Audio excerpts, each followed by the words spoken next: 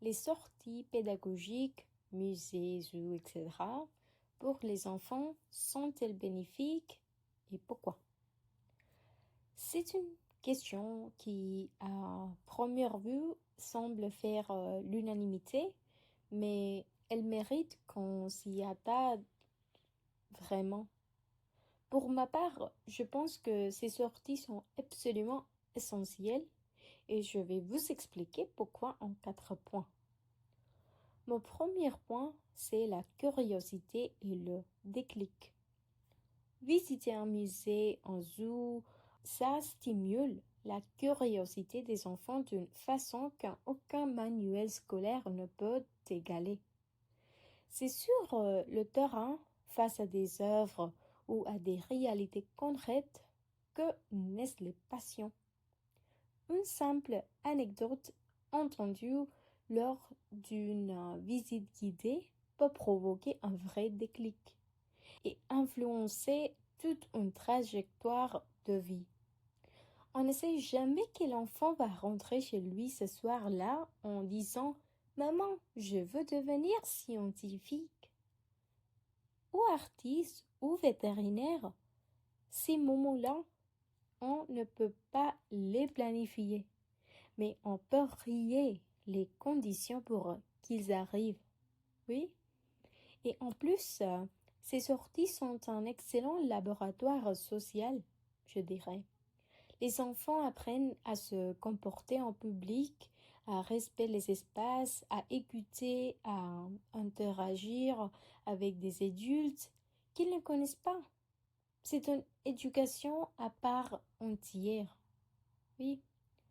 Mon deuxième point, c'est l'équité sociale. Il faut être lucide. L'accès à la culture est un privilège. Pas tout le monde n'a les moyens d'emmener ses enfants au musée le week-end. Oui, pour les familles défavorisées, pour les enfants d'immigrants, pour les jeunes isolés, la sortie scolaire est parfois la seule occasion de franchir le seuil d'un musée dans toute leur vie. C'est malheureux mais vrai.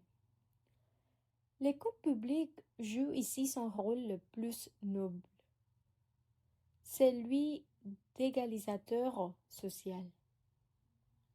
Elle offre la même richesse culturelle à tous les élèves, peu importe le compte en banque de leurs parents. Et ça, je pense que c'est fondamental. Mon troisième point, c'est le rôle de l'État. Bien sûr, pour que ce modèle fonctionne, il faut que l'État prenne ses responsabilités et ce n'est pas une question de financer des voyages extravagants à l'autre bout du monde. Non, pas du tout. C'est beaucoup plus simple que ça. Subventionner l'accès aux sites locaux, rendre l'entrée gratuite ou très accessible pour les enfants et les groupes scolaires. Au Canada, on voit déjà de très bonnes initiatives dans ce sens. Il faut aller plus loin parce que si ces sorties deviennent une source de stress financier pour les familles modestes, elles perdent tout leur sens. Et pour conclure, je dirais que les sorties pédagogiques ne sont pas un luxe, ce ne sont pas des récréations déguisées. Ce sont des piliers d'une éducation moderne et humaine. Elles éveillent des vocations, elles brisent la routine de la salle de classe et surtout, elles agissent comme un bouclier contre les inégalités sociales.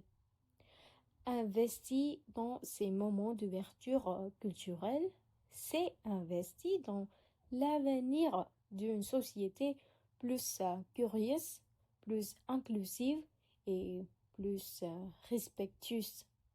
Merci.